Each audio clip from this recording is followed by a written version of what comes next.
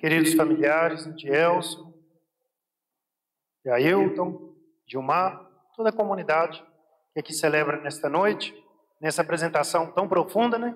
Que nos leva que todos, diante do altar, somos convidados a ouvir as palavras do Senhor. E as leituras desta noite vêm sempre iluminar a nossa vida concreta. Todos nós já ouvimos a narrativa do Gênesis. Adão, Eva, a serpente, o fruto proibido, o diálogo com Deus. Mas o que essas realidades têm para iluminar a nossa vida? Primeiro, Adão perverte a sua vontade. Vamos ver isso no Evangelho. Há uma vontade fundamental de Deus na vida de cada um de nós. E Adão deixa a vontade de Deus para seguir a vontade do mal. O mal nos deixa perdidos. O bem nos deixa encontrados. O mal sempre nos deixa perdidos. Faz mal fazer o mal. E percebemos que Adão fica mal diante de Deus. E Deus pergunta: onde estás? Cada um de nós, nesta noite, Deus também pergunta: onde você está? Evidente, não só no sentido geográfico, mas no sentido existencial. Onde nós estamos? Muitos que estão nesta noite estão diante da dor, outros diante da incerteza, outros diante do medo, outros diante da paz, mas o Senhor vem dialogar conosco onde estamos. E ele encontra Adão com vergonha, Adão nu. Aqui não falamos das vestes externas, vestes materiais. Qual era a veste mais bela que Adão possuía? E que nós também somos convidados a tê-las.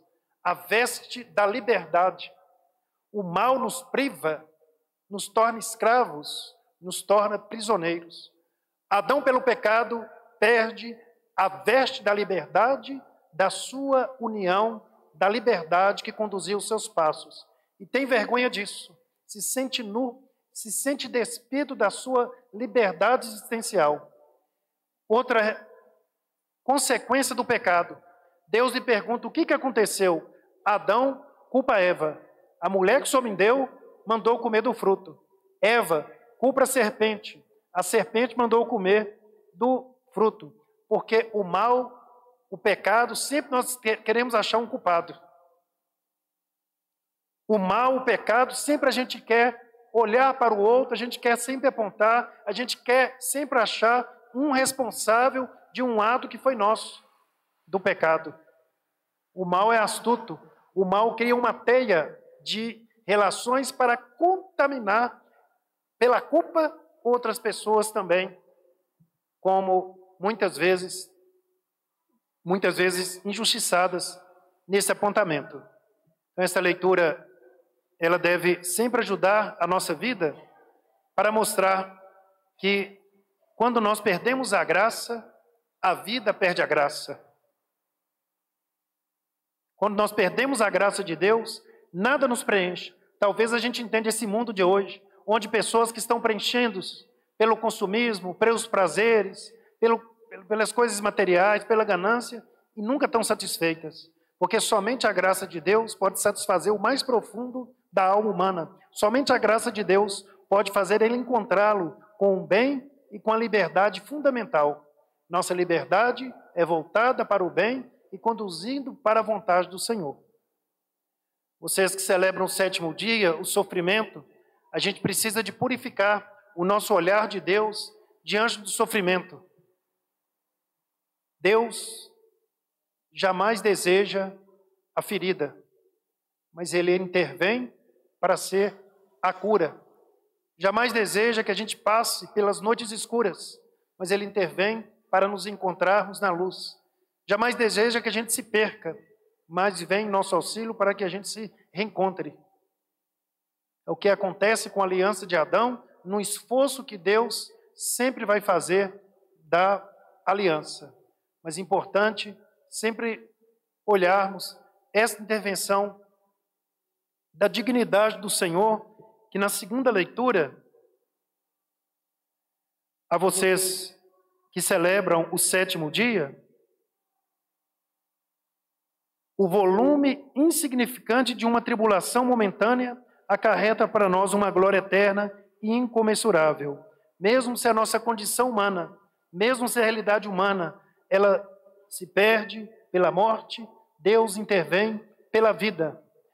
E esse caminho, vai dizer Paulo na segunda leitura, é um caminho que quanto mais passa o tempo, quanto mais o homem exterior, quanto mais a nossa condição física, a nossa condição biológica vai enfraquecendo, mais vai se fortalecendo a nossa condição interior, a nossa condição espiritual.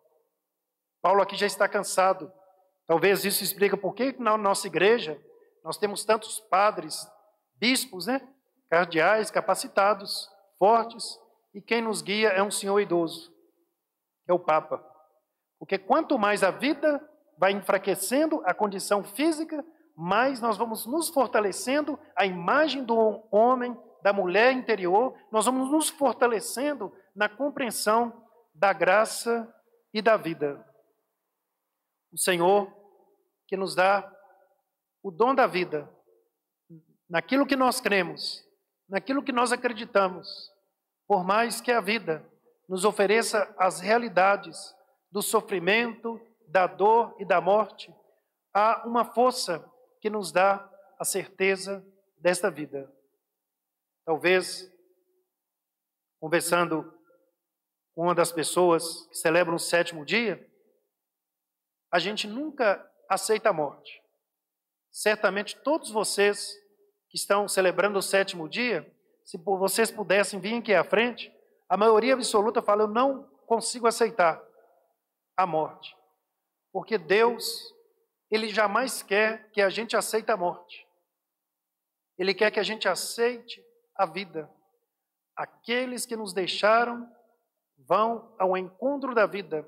Aqueles que nos deixaram vão ao encontro das promessas do Senhor. Esta é a nossa fé. Bendita seja a palavra de Deus. E o Evangelho, que vemos Jesus reunido com as pessoas, a sua família, e alguém que o acusa. Este homem está falando em nome do demônio, de Beelzebu.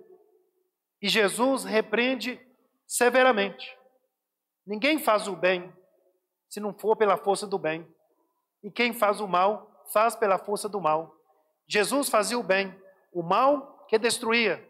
Jesus que construía. O mal que elevava as pessoas à ruína, Jesus que reconstruía as pessoas. Por isso que Jesus fala, o pecado contra o Espírito Santo é alguém achar que quem faz o bem, de quem quer ajudar, de quem quer colaborar, de quem quer ser sinal da esperança, falar que a pessoa está agindo em nome do mal. Isso é um pecado contra o Espírito Santo, que o Espírito Santo sopra em nós, nos dá os dons para vivermos o bem, para construirmos a fraternidade e a encenação que a gente viu, para que a gente possa nos encontrarmos em Cristo como irmãos. O Senhor vai dizer, quem faz a vontade do meu Pai é meu irmão e minha irmã. Querida comunidade, São Geraldo Magela, santo redentorista, ele não deixou nenhum escrito grande, mas ele deixou algumas pequenas frases. E uma dessas frases a gente podia ter na nossa casa. São Geraldo, lá no seu convento, seus irmãos, lá tinha uma frase assim, aqui se faz a vontade de Deus. Um dia eu fui num salão comunitário de uma igreja, e o salão estava escrito lá de todo tamanho, aqui se faz a vontade de Deus. Deveríamos também ter na nossa casa, mas sobretudo no nosso coração, aqui se faz a vontade de Deus. Adão, na primeira leitura, quis fazer uma vontade do mal, que o tornou escravo, que o tirou a graça, que o tornou infeliz. Paulo, na segunda leitura, percebe que esta vontade de Deus renova, essa vontade de Deus nos faz crescer, essa vontade de Deus nos glorifica, essa vontade de Deus nos conduz. E temos que sermos sábios, porque se alguém falar assim, eu não quero fazer a vontade de Deus, Qual outra vontade nos resta? A vontade do demônio, do mal. Por isso que a gente sempre deveria nos questionar, as crianças, guardem sempre isso no coração. Estamos celebrando nosso padroeiro Santo Antônio. Santo Antônio sempre falou muito da língua, que a língua deve nos santificar, a língua deve ser, nossa boca deve ser de ouro. Aí deve ser sempre algo que devemos questionar. Quando você vai fazer algo, procure rezar. Esta é a vontade de Deus que eu faça? Esta é a vontade de Deus que eu fale? Esta é a vontade de Deus que eu haja? Sempre procurar a vontade de Deus nas nossas ações. Porque em tudo, das coisas mínimas, das coisas maiores, há sempre uma vontade de Deus para a nossa vida. E rezar, celebrar, é poder acolher esta vontade de Deus. No sofrimento e na dor, esta vontade se faz presença para confortar, para consolar, para animar e para restituir a vida. Celebrar, estamos aqui na igreja para cumprir a vontade de Deus, vontade de glorificar o seu nome, vontade de escutar a sua palavra de salvação, vontade de ofertar nossa vida na oferta da sua vida, vontade de celebrar no sacrifício de Jesus o memorial da sua paixão de nossa vida, vontade do alimento sagrado da Eucaristia. Não nos deixemos vencer pela má vontade, que não é de Deus, mas que possamos vencer pela boa vontade, que é de Deus. Não deixemos que nossa vida se corrompa pelas más inclinações, que não é de Deus, mas que a nossa vida se incline pelas boas inclinações, que é da boa vontade de Deus. Não precisamos de ir longe para compreendermos a beleza da vontade de Deus que está na oração do Pai Nosso. Quando nós colocamos, seja feita a vossa vontade, que vontade é essa?